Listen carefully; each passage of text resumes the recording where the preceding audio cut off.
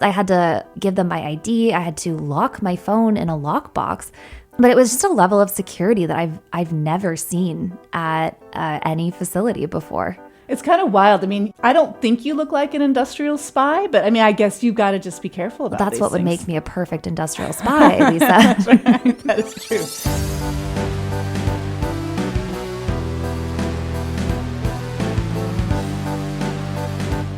Hi, everyone. It's GeekWire editor Todd Bishop coming to you a little early this week with a special episode. For the past couple of months, our GeekWire colleague Lisa Stifler, who covers topics including sustainability and the climate, has been teaming up with independent audio producer Laura Scott to develop a new GeekWire podcast called Positive Charge, exploring the innovations that could save the planet. Their first episodes came out this week, and today we're going to be sharing one of them with you. It's a deep dive into the high-stakes race to harness the power of the sun and make fusion energy real. I've been helping out a little bit with the podcast behind the scenes, and I love the rapport that Lisa and Laura have developed. It's really fun to eavesdrop on their conversations in the office and as you'll hear on the show. Beyond that, the topics that they've been digging into really open your mind to the massive potential of technology far beyond our screens and devices. And as you'll hear, Lisa has a real knack for explaining complex technologies and challenges in colorful and vivid terms. Also out this week is their debut episode on the forever chemicals contaminating water around the world and the companies that are figuring out how to destroy them. You can find both of those episodes and subscribe to Positive Charge wherever you get your podcasts, Apple, Spotify, Amazon Music, YouTube, or at geekwire.com/positivecharge. My colleague John Cook and I will be back next week with our regular show. In the meantime, have a great 4th of July, and here are Lisa and Laura with Positive Charge.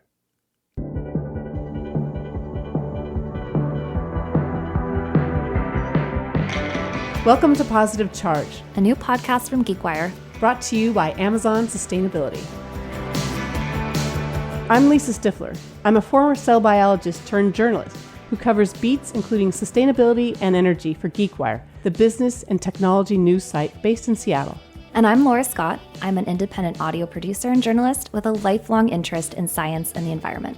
On this episode, fusion energy. We go inside the high-stakes race to recreate the power of the sun, touring 2 Seattle area startups racing towards fusion power. One of them, Helion Energy, has staked a claim that it will be the first to do it. 2028 is their audacious target for getting energy on the grid, and they're building a site called Orion in central Washington. After 70 years of trying, can anyone finally surpass break-even, getting more electricity out of fusion than you put into it? What is fusion? What is fusion? Fusion is a really cool way to make energy. It's so exciting. It's a crazy area of innovation and technology. It's the holy grail of clean power. It's creating a star in a jar here on Earth. And the need for this power has never been greater. We're racing to build AI data centers all over the place. So I've heard. Fusion sounds weird. Like people don't know what it is. It's like it's another form of nuclear energy. What is it? But you already know what it is. Do I? Yeah, What is it, Lisa? We are trying to do what the sun does. The sun is the ultimate fusion machine. It's this churning ball of plasma. It's super hot. It's smashing together atoms. It makes them fuse, and then it radiates energy. And that is what sustains life on the planet Earth. So you already know it. You already know what fusion is. It's out there. It's glowing right now. And yet, despite decades of work by scientists, no one has been able to do this. They cannot tame these reactions and produce fusion energy in a useful way here on Earth.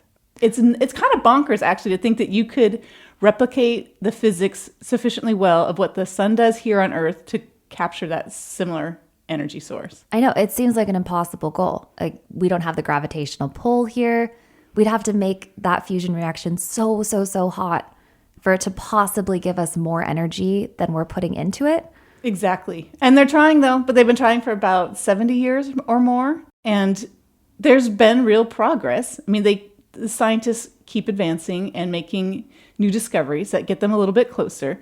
They've got money like they've never had before. There's been about $10 billion invested into these companies by investors. Thanks, AI. It is good for driving tech companies to invest in clean energy. Plus, there's support from governments. And so people are getting kind of excited. They're setting goals. They're saying like, yeah, actually, we're really going to do this. There are like 36 companies that have said within the next 10 years, they are going to commercialize fusion. I was really excited to meet David Kirtley. He's the CEO and co-founder of Helion. There's now not just push, it's not just us saying, hey, we got to go solve climate change. Here's a technology to do it. But the market is saying, man, we need every source of electricity that can come online and be low cost and reliable. And fusion should be a part of that too. Let's go invest in that. So it's enabled us to do what we've been able to do in the last 2 years of ramp up our timelines, go faster than we had originally planned. I mean, what I told the team early is if we're the first fusion company to get to 100 million degrees and that's all we do, it'll be a great achievement, but it won't be enough. If we're the first to build the world's first fusion power plant and that's all we do, the company will have failed by my mind. Our goal is deploying fusion at global scale all over and solving the real problem, solving climate change, solving the energy crisis, being able to power data centers. So yeah, we could figure it out for 70 years. But I mean, Helion's goal is, what, 2 years away? 2 years away, 2028. Yeah, so there are 2 startups in Washington State, just north of Seattle. They're about 4 minutes apart from each other as the car drives. So we went to visit Helion Energy and Zap Energy. You've been to both Helion and Zap before. It was my first time touring these 2 totally different fusion companies. What is your impression of Helion's Polaris? Because you've actually stood next to that machine. I have. I've stood over it. So it's their 7th generation prototype. It's about 60 feet long. It is in this room with these super thick walls to shield the radiation that's released. It's a vault, really, that you go into where this device is. And all through this room are these miles and miles and miles of black electrical cables that plug into Polaris and then stream out of the room to these rows and rows and stacks of capacitors. They extend a couple stories high. And those are the electronics that provide the electricity. You kind of juice them up like a battery and then send a surge of energy right into Polaris so that fusion takes place to create the plasma and to do the fusion. So inside Polaris, inside this 60-foot long fusion device, is this hourglass-shaped interior. What they do is they create these really strong magnetic fields, and they start squeezing the plasma inside of your hourglass. And so then they can move that magnetic field so it keeps squeezing and it pushes, I think of them as like little jelly beans of plasma that have helium and hydrogen ions in it. And you push them and you push them and you push them, and then they collide right in the middle of the hourglass. And, you know, they go really fast. They don't just sort of mosey towards each other and collide. They're going 1 million miles per hour. And so they jam together. And then they get even hotter. The magnets keep squeezing even more, and it heats it up to 200 million degrees Celsius. Well, they're not there yet, but that's where they need to get to. And that's more than 10 times hotter than the center of the sun. And then once they're in there, they fuse, and then they release energy, and the plasma expands and pushes against the magnetic field. Stay with me. And that creates a current. And then that current produces electricity. You can capture it as electricity, just the way that the brakes work in an EV, where you push on it, it creates a current and electricity, and that flows back into the battery for the EV. In this case, it captures that electricity, and that flows back through all those miles of cables back to where the capacitors are, and then that would be energy that could go on the grid. Oh, and then they have to do it all over again. You just do it over and over and over and over. You pulse and do it and do it and do it. We met with Manav Singh, who's the director of electrical engineering at Helion. And he said that they basically keep pulsing through Polaris with tests like a 9 to 5. Yeah, they have to just keep perfecting this thing. I think it's uncommon. That's That's kind of the summary is the way I put it. I don't think most people are doing fusion on a sort of normal work schedule like we are. And that is how, in theory, they want to put energy on the grid. Someday. This is so cool. I mean, it sounds like science fiction. I'm also, when I think about that magnetic force field, I just think about how when you hold two magnets the wrong way against each other, you just push and push, and then they'll eventually freak out and not connect with each other. Yeah. So that's it. The poor little plasma's right in the middle of that, getting scrunched and getting hotter. And those atoms that are in there, they don't want to fuse. They repel each other. And so you've got to get them so hot and so energized, and there's so much pressure that they kind of fall apart and they just go whoop, and then they do finally fuse. I describe them as sad, but Manov said he likes to think of them as happy. These unhappy ions are finally like, oh my God, all right, fine, we'll fuse. I like to think of them as happy ions. Okay. And I think our goal is that they make as many friends as possible in there. I don't know, you're forcing them to unite, and they don't want to, but that's okay. He knows more. I'm not a physicist. So you got to go to Helion for the very first time in Everett, Washington. What did you think of the place? When I pulled up, there was a very smiley security guard who also really meant business. I tried to walk towards the front doors, and he was immediately like, hello, who are you? Come over here. What's going on? And I nervously tell him I was there to tour. You weren't there yet. I showed up by myself first, and he allowed me into the building, and then I got passes. I had to give them my ID. I had to lock my phone in a lockbox. I said, is it okay to bring in audio recording equipment? Luckily it was. But it was just a level of security that I've never seen at any facility before. It's kind of wild. I mean, I don't think you look like an industrial spy, but I mean, I guess you've got to just be careful about That's these what would things. make me a perfect industrial spy, Lisa. That's right. That is true. That is true. Well, and I mean, and I know what they would say to explain why they do this. Like they are hyper private and secretive about their stuff. I mean, and that extends from, letting people into their space as well as what they share publicly about their research and about their progress. Like a lot of these companies, write scientific articles, get them published, they speak at conferences, and Helion just doesn't do that. And it's because back in 2015, they did their first paper, and then shortly thereafter, a Chinese website posted a graphic of a device that they felt like looked a lot like what they were doing. Ooh. And they're like, nah. Yeah. So then they have a reason to be a little bit paranoid about me. Yeah, about you in particular. Yeah. Absolutely too.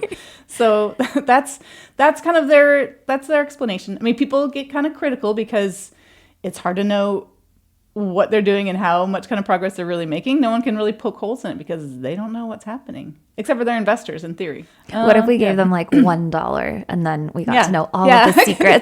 Tell me. So what's the threshold for being a Helion investor? It's higher. It's You think? Yeah. A little bit, yeah. So and then once you got inside, what did you think? What did you see and think? It's a very modern facility. They've got a lot of white cubicles and this big glass wall that actually, once you get past the frosted portion, when you've forked over your ID and your phone, looks straight out from their sort of office cubicle space into more of a warehouse industrial type facility. And to me, it looked like chaos. I don't know anything about what's going on in there when we first walk in. There are these pallets full of these strange looking boxy machines with wires coming all out of them. I learned later these were capacitors.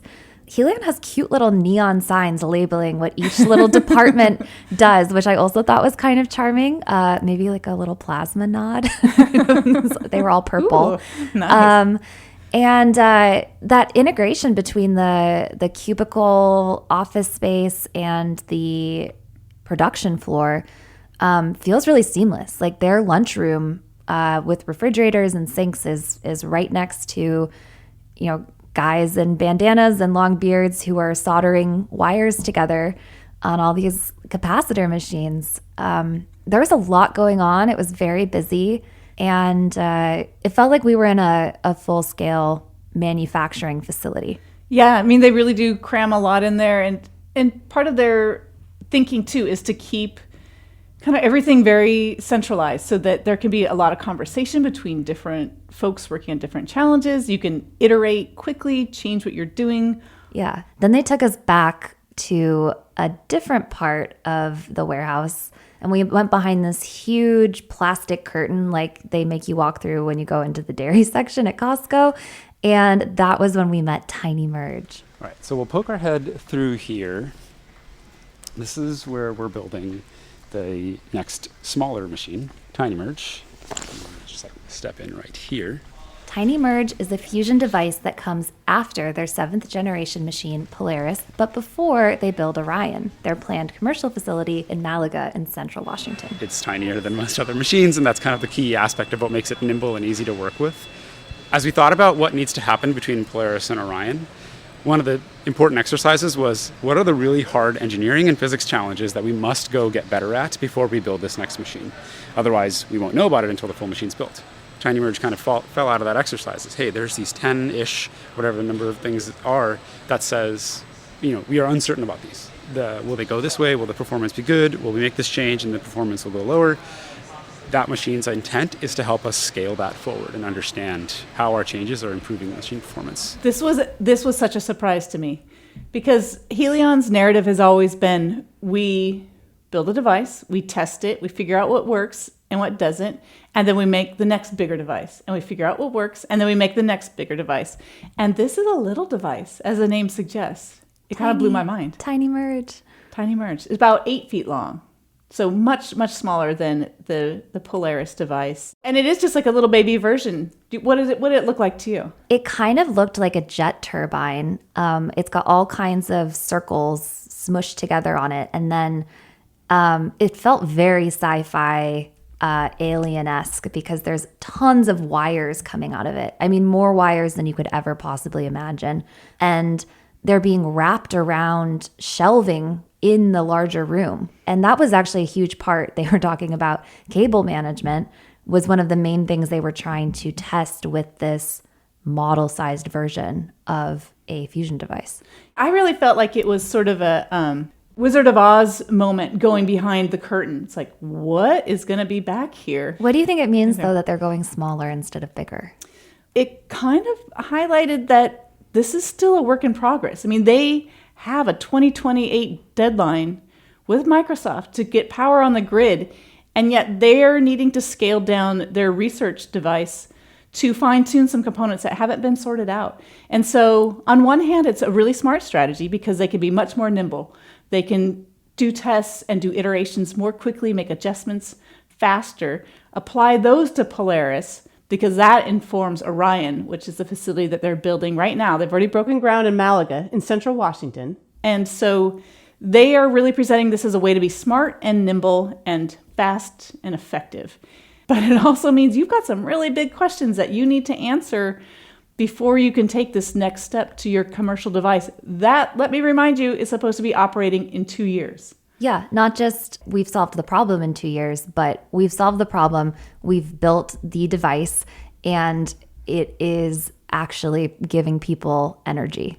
Yeah, and one of the interesting things is that they're also building their assembly line for the next reactor after Orion. Like they are going so hard and so confidently that this is going to work, that they are creating the infrastructure for the plant that comes after Orion. And this is a huge piece of Helion's strategy and what really differentiates them from all of the other fusion companies. I mean, you said there are about 50.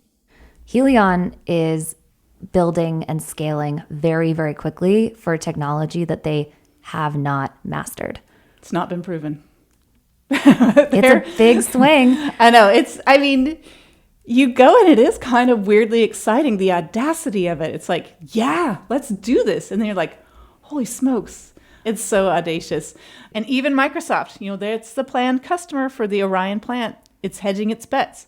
I spoke to Microsoft President Brad Smith earlier this year for a different story and asked about this project to see what his thoughts were, because he was speaking a lot about how the company plans to pay for all the energy that it uses and not put that on to other ratepayers where it's building its data centers. It's like, okay, but if you're building a data center in central Washington that relies on Helion, relies on fusion energy, what do you do if that doesn't work out? Yeah, that's technology that doesn't exist yet. Yes. It'd be great if it existed in 2 years, but it doesn't exist yet. Well, we just don't know. And so he literally said that no one would say that fusion energy in 2028 is a sure thing. So he said, quote, "Of course we have a backup." Unquote. So yeah, I mean, they're in the partnership, but he is cautious too. This is risky. There's no certainty. And kind of to that point, Zap is hedging its own bets. But they're doing it in a completely different way. We'll tell you all about Zap after this break.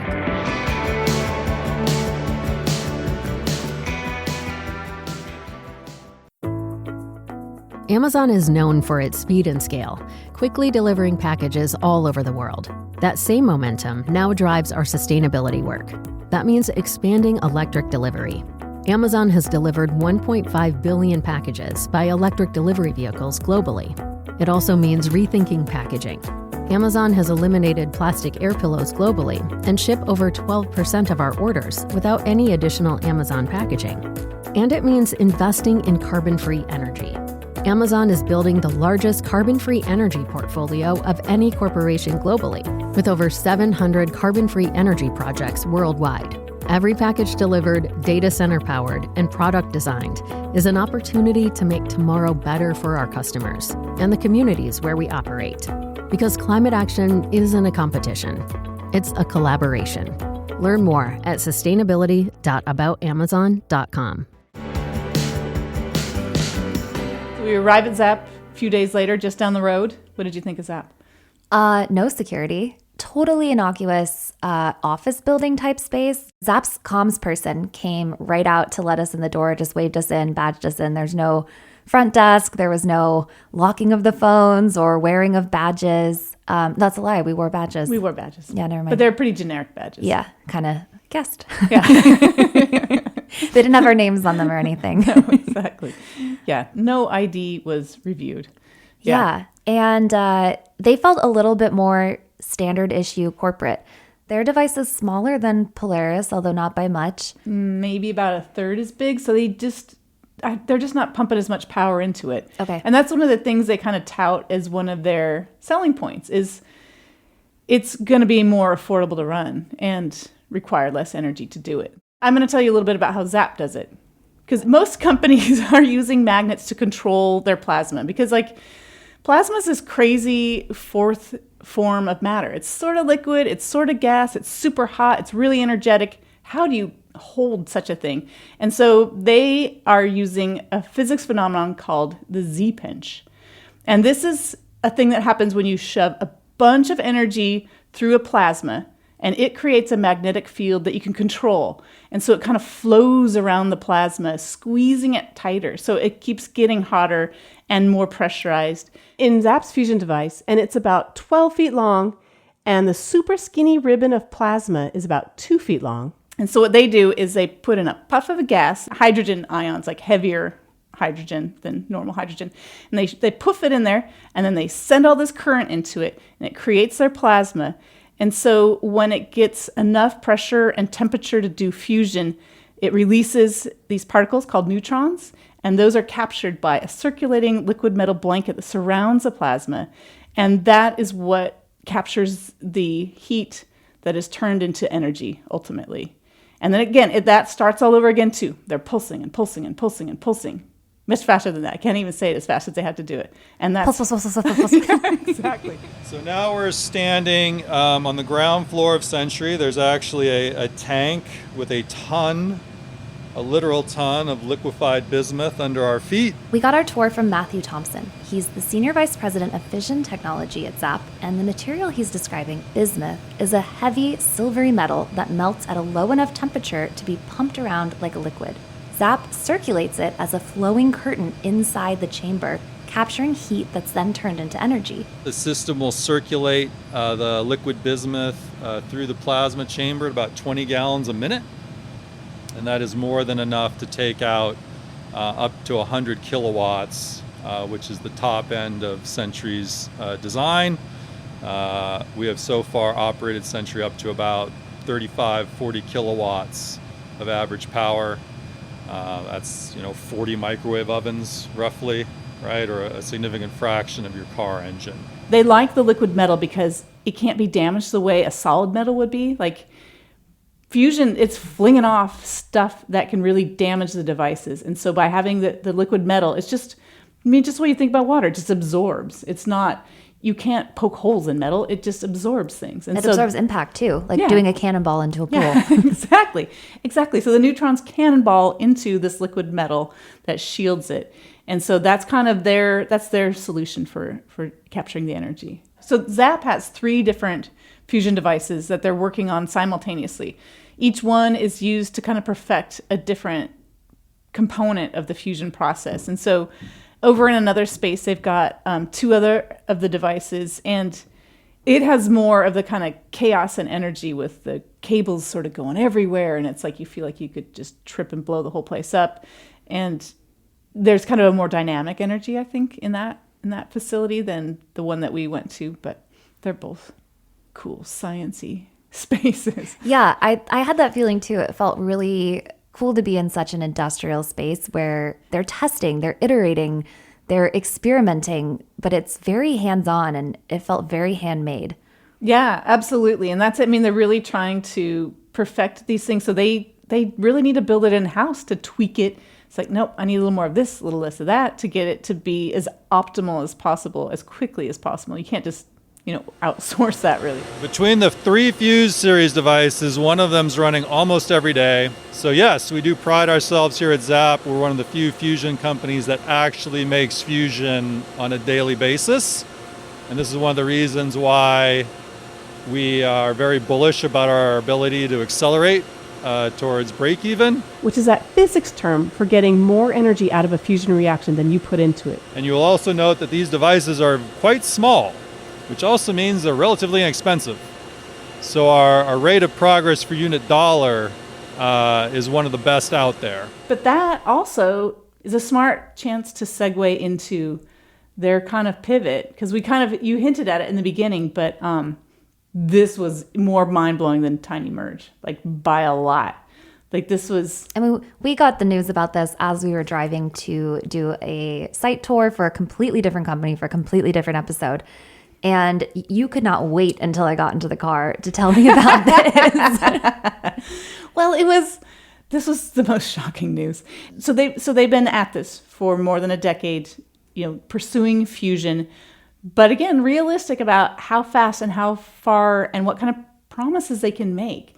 And so realizing that they can't promise fusion on a specific timeline, they've said, we're going to bring fission back into the mix here. Old school fission, the reactors that split atoms instead of fusing them, kind of like The Simpsons where Homer worked. Old school fission. But with a new school twist. Absolutely. And they say, even though fusion companies have liked to draw a bright line between fission and fusion, they acknowledge they're both nuclear reactions. And there's plenty of carryover between the two. And they're arguing that their liquid metal containment system can be applied to the fission reactors, because that's also how this newer generation, the not Simpsons generation of reactors, they can use metal to cool down the reactors and control the reactions, so they're safer.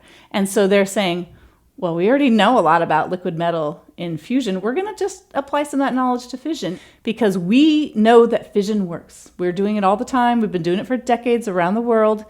There have been some hiccups for sure. Oh, beyond hiccups. Okay. And I think people are very afraid of fission too. But the new technology that they're applying to it, the new methods of making fission even safer are very promising. Yeah, and more palatable. The public, while there has been just like hard no, the public is like, well, maybe this actually could work. And now, reactors are being kept in service much longer than they had. I mean, the general public consensus around fission has changed so much that it actually is viable to say, yeah, we're going to pursue fission. And it makes sense because we can promise fission on a certain date, and that's going to create income that we can keep spending and investing back into the fusion in the hope that we get that as well someday too. It's a twofer. It's a nuclear twofer. I like it. Yeah. I mean, on one hand, you look at it and it could be like, are they admitting not defeat, but a higher level of uncertainty that maybe was appreciated previously? Or it's like, this is brilliant because This will generate revenue and keep it going. And these two pathways can evolve simultaneously, and everyone will be the better for it. So we saw Helion and Zap, but they're not the only companies trying to solve fusion. And they're not even the only companies in the Pacific Northwest. Right, totally. So there are two others in this region. You have Avalanche Energy down in Seattle. It's kind of a newcomer. They've got a whole different take on this. They're trying to make these small scale devices. They call them desktop. They're pretty desktop. They're kind of like mini. Mac, basically. Well, okay, bigger than that, but still a much smaller scope. They kind of are looking in part at applications for like space travel or different things where, you need something smaller, more nimble. Now I'm thinking of Project Hail Mary. It could be. And then you have General Fusion. It's up in British Columbia. It's been around for a really long time. Been making progress like all the others, and it's looking to go public soon so that it can fund its endeavor. So they're trying to get to the finish line that way. And so, writ large, it's more than 50 companies around the globe that are working on this. And people kind of think that the most likely frontrunner is probably Commonwealth Fusion Systems. And that is in Massachusetts. It's got plans to build a facility in Virginia. It's raised nearly $3 billion, which is, something else again. How much has Helion and Zap raised comparatively? Helion just raised some more money recently this summer, and so they're at about $1.5 billion. And Zap is at $330 million. Okay, so Commonwealth is double what Helion has fundraised. And Helion's way up there. And so one other interesting development with Commonwealth Fusion is in June, it released a bunch of scientific publications that it says validate its approach, give it a stamp of approval that your fusion technology could actually pull this off. And again, with Helion being so private, it's harder to judge that. And then you've got China, which is kind of a wild card in this. The Chinese government has invested several billions of dollars. Nobody knows exactly how much. But American entrepreneurs are anxious. That makes them really nervous. They're afraid that they're going to be able to take the tech that has been developed elsewhere and then make it happen. Get it across the finish line, scale it up, run with this the way it has with solar, the way it has with batteries. So EVs, some would say. EVs, absolutely EVs. So who knows? We'll see. What would fusion look like if it was able to enter our lives? Let's say Helion succeeds, and let's say fusion is operating in Malaga by 2028. How much does it cost? What does it look like? If fusion succeeds at some point in time, it will, all of the experts, even the people who just absolutely love fusion aren't like, oh yeah, we're going to just knock down the dams and put a blanket over the solar panels. We will need all of the energy to meet the demands, and especially at the cost that the other things are available. It's at what point fusion could compete with solar? And that's definitely not in my lifetime. And so you will need this as a complement to other energy systems that are out there. So it would probably be deployed in more select scenarios. Probably a data center who could pay big bucks for energy would be like, yep, sign me up. I'm going to do this. We wanted to get an outside perspective on what fusion would look like in the world in action. So we reached out and connected with Laura Burzak Hopkins. She is the Deputy Chief Research Officer at Princeton Plasma Physics Laboratory. And this is an institution that's been working in this space for 70 years. So she seemed like a pretty good person to check in with. So the promise of fusion is truly inspirational. It has this opportunity to provide robust energy to be delivered through a variety of means and mechanisms such that it can meet the need for the broad range. So be it small, deployable, or large city scale, there are fusion concepts that really span that breadth. And we know that fusion works really well. We can look up in the sky and we see the giant fusion reactor that is our sun. Do you feel more hopeful? I go back and forth. When I go to these sites, I do get excited. It's sort of intoxicating to think about, harnessing fusion energy and what that could unlock to be able to have clean energy all over the planet, wherever it's needed.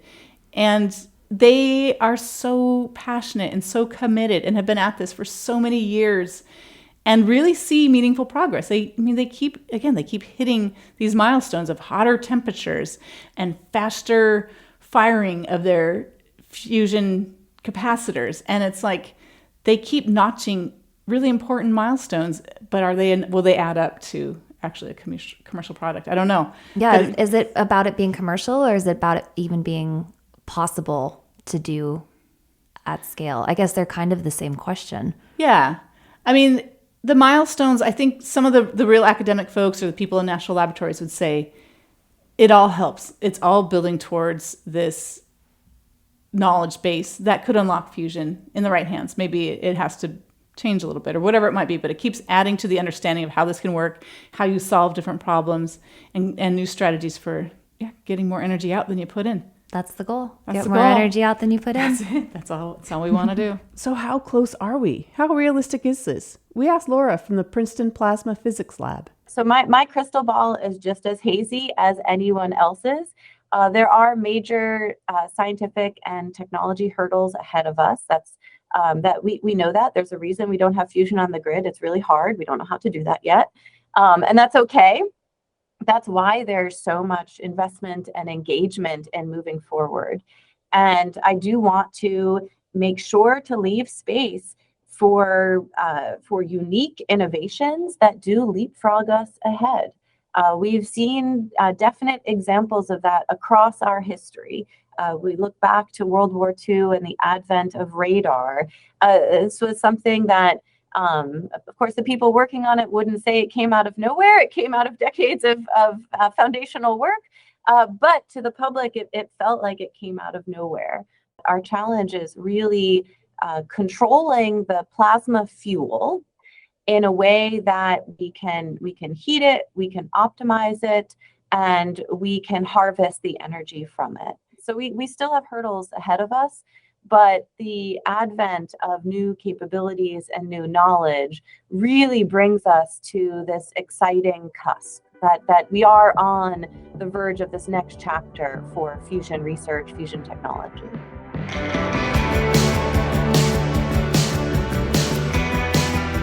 Thanks so much for listening to Positive Charge. In our next episode, we're going to do something very different from fusion. We're exploring end-of-life technologies that offer a carbon-free alternative to cremation and a greener solution to burial. It gives people the opportunity to make their last gesture a sustainable one. Stay tuned for that in the weeks ahead. And if you're still listening, you're either a super fan of fusion or a super fan of us. And either way, that's great. And you should subscribe to Positive Charge by GeekWire for more episodes. That was Positive Charge from GeekWire. Topics of upcoming episodes range from the greenest thing you can do with your body after you die to solving Taylor Swift's jet fuel problem. If you liked the episode, follow Positive Charge wherever you get your podcasts or find it at geekwire.com/positivecharge. Thanks to Lisa and Laura, and thank you for listening. We'll see you next week. Amazon is known for its speed and scale. That same approach now drives our sustainability efforts. Amazon has delivered 1.5 billion packages by electric delivery vehicles globally. We're also building the largest carbon-free energy portfolio of any corporation globally, with over 700 carbon-free energy projects worldwide. Every package delivered and data center powered is an opportunity to make tomorrow better for our customers and the communities where we operate. Learn more at sustainability.aboutamazon.com.